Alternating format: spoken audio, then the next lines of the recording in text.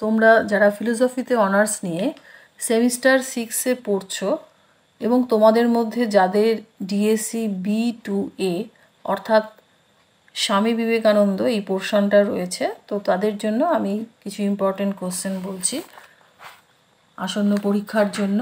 তোমাদের 15 মার্কসের যে কোশ্চেনগুলি রয়েছে সেখানে নাম্বার 1-এ রয়েছে স্বামী বিবেকানন্দের বেদান্ত ভাবনা আলোচনা করো, অর্থাৎ বেদান্তের কেন্দ্রীয় আদর্শ কী সেটাই এখানে লিখতে হবে, বা কোশ্চেনটা যদি বেদান্তের কেন্দ্রীয় আদর্শ আলোচনা করো একই অ্যান্সার হবে। নাম্বার 2, জীবনের আবশ্যিক উপাদান রূপে ধর্মের ভূমিকা আলোচনা করো, দর্শন ও ধর্মের মধ্যে কি কোনো প্রকার সম্পর্ক আছে। 3, স্বামী বিবেকানন্দ মানুষের যথার্থ স্বরূপ ব্যক্ত করেছেন কিভাবে, আলোচনা করো। 4, ব্যবহারিক বেদান্ত বলতে বিবেকানন্দ কি বোঝাতে চেয়েছেন তা ব্যাখ্যা করো। তিনি কেন মনে করেছিলেন যে বেদান্ত দর্শন যদি ব্যবহারিক না হয় তবে তা আর প্রাসঙ্গিক হবে না। এই কোশ্চেনটা এইভাবেও আসতে পারে, আমি অথবা দিয়ে যেটা দিয়েছি, ব্যবহারিক জীবনে বেদান্তের প্রয়োগ কি সম্ভব, আলোচনা করো। অ্যান্সার একই হবে। 5, বিবেকানন্দের প্রস্তাবিত বিশ্বজনীন ধর্মের বৈশিষ্ট্য আলোচনা করো। এই ধর্ম প্রচলিত ধর্মগুলির তুলনায় কি কোনো অংশে উৎকৃষ্ট, তোমার উত্তরের সপক্ষে যুক্তি দাও।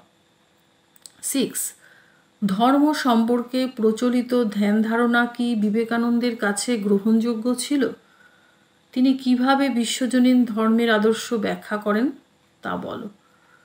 নাম্বার 7, বিবেকানন্দের প্রস্তাবিত বিশ্বজনীন ধর্মের বৈশিষ্ট্য আলোচনা করো। এই কোশ্চেনটা ঠিক নাম্বার 6-এর যে কোশ্চেনটা রয়েছে যে তিনি কিভাবে বিশ্বজনীন ধর্মের আদর্শ ব্যাখ্যা করেন তা বলো, এই দুটো কোশ্চেনের অ্যান্সার একই হবে। এবার যে নেক্সট পার্টটা রয়েছে সেটা আমি বলছি, এই ধর্ম প্রচলিত ধর্মগুলির তুলনায় কি কোনো অংশে উৎকৃষ্ট, তোমার উত্তরের সপক্ষে যুক্তি দাও।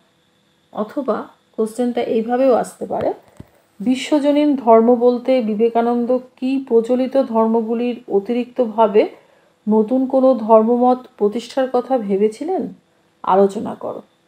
এই যে অথবা দিয়ে যে কোশ্চেনটা আমি দিয়েছি সেটা কিন্তু সেকেন্ড পার্টের সাথে অথবা দিয়ে কোশ্চেনটা দেওয়া হয়েছে, অর্থাৎ এই ধর্ম প্রচলিত ধর্মগুলির তুলনায় কোনো অংশ উৎকৃষ্ট, এই কোশ্চেনটার সাথে এই অর্থটা রয়েছে।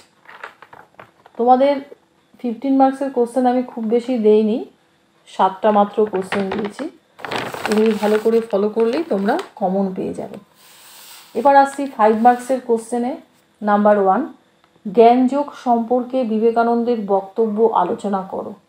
2, বিবেকানন্দের মতে মানুষের যথার্থ স্বরূপের উপলব্ধি কি সম্ভব, সংক্ষেপে আলোচনা করো। 3, শিবজ্ঞানে জীবসেবা বিবেকানন্দকে অনুসরণ করে ব্যাখ্যা করো। 4, অদ্বৈত বেদান্ত দর্শনের প্রণেতাকে, অদ্বৈত শব্দটির তাৎপর্য ব্যাখ্যা করো।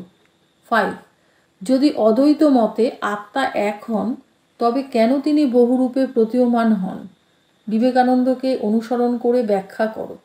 6, অদ্বৈত বেদান্তের সাথে ব্যবহারিক বেদান্তের পার্থক্য কোথায়। নাম্বার 7, প্রায়োগিক বা ব্যবহারিক শব্দটির ব্যাখ্যা বিবেকানন্দের বেদান্ত বিষয়ক আলোচনা প্রসঙ্গে কিভাবে করা যায়। 8, কিভাবে বিবেকানন্দের নব্য বেদান্ত বিভিন্ন ধর্মের মধ্যে সমন্বয় সাধন করেছে।